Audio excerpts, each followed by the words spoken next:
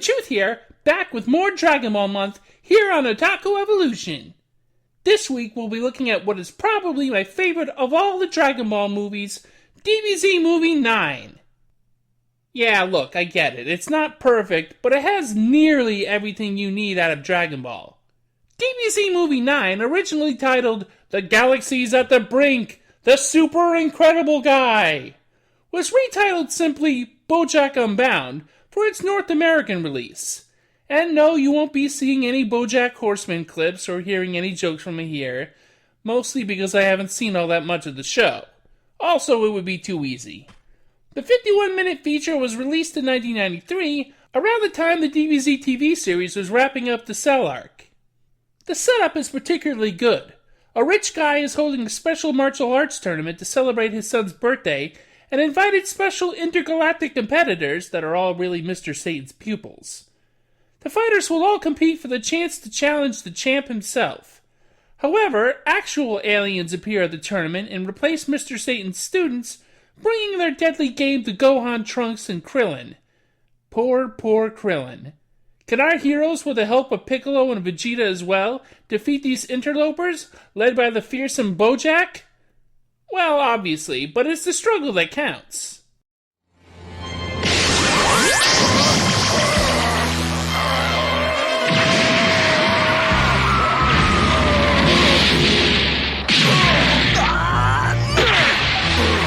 This takes place sometime after the Cell games in the DBZ canon, with Trunks returning to the regular timeline to report on his defeat of the androids in his, and apparently visiting for a while.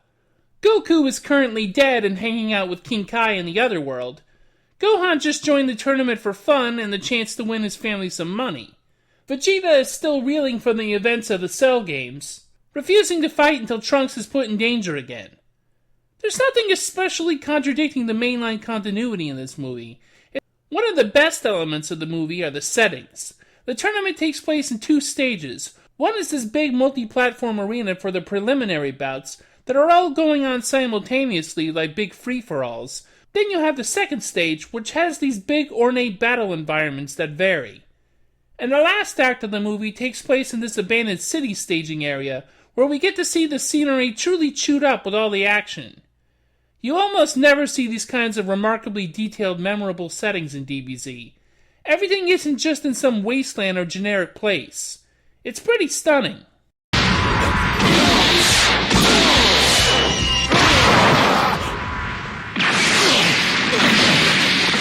Of course, the highlight of any DBZ feature is going to be the action, and Bojack Unbound has plenty of it, and it's all good.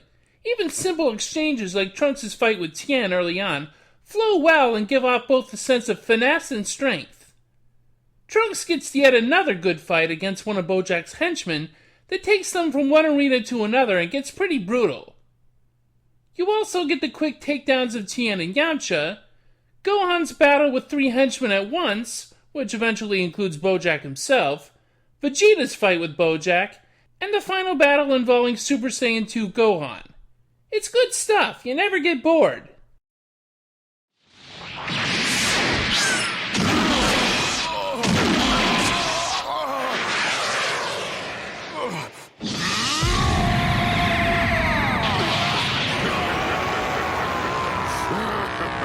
You also get some decent comedy, mostly via Mr. Satan in this. From his expressions when he sees that Gohan and the gang have decided to enter the tournament, to his continually trying to back out of it or escape it, to his quick, actual contribution to the fight against Bojack, the champ is a constant source of amusement in this movie. Mr. Satan, please open this door! No, oh, my poor stomach. I'm running out of paper. You got a hanky?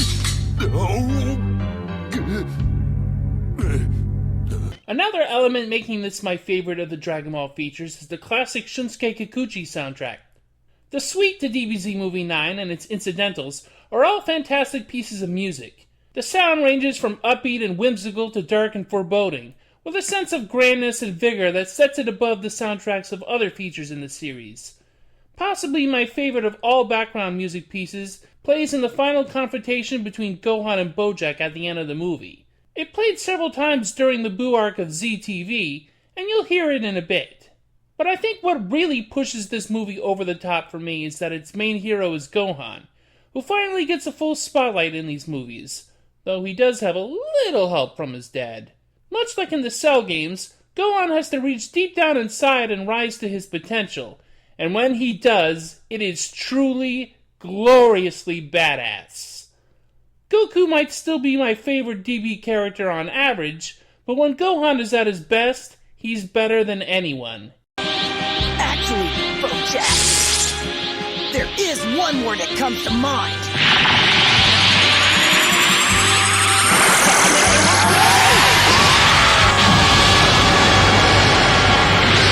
The only real flaw I can see in this movie is that, well, Bojack just really isn't much of an antagonist. He's not even really a character, he's an obstacle. I guess he's a little like Cell in that way. Only Cell had a bit more going for him due to his Saiyan genes giving him a drive, and Norio Wakamoto's great voice acting in the anime. We don't really learn much about Bojack besides him being bad news, and he doesn't have a lot to say either. Honestly, for all I complain about Broly, Bojack might be even weaker as a character. But unlike Broly, that's okay because he's not really built up into anything, so he doesn't disappoint, and this concept doesn't overcomplicate the canon. They didn't bring him back several times either. He's your perfect done-in-one movie villain. I guess the only other complaint I can make involves the English dub, as I do about most DB-related dubs pre-Kai. But I want to say most of that for the mid-year English dub review. My recommendation, as always, is to watch this movie in Japanese with subtitles. Masako Nozawa really hits it out of the park in this one and puts any dub to shame. そして、僕に甘ったれるなって言ってた!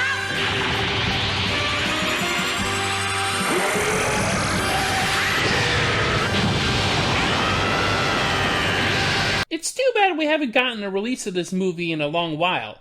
If only the Dragonbox versions of the movies were available here, I'd already own a copy. It's a vibrant, fun movie and worth adding to any DBZ fan's collection. Next time on Otaku Evolution, we wrap up Dragon Ball month with the final DBZ movie. For a while, anyway. Wrath of the Dragon. Until then, see ya!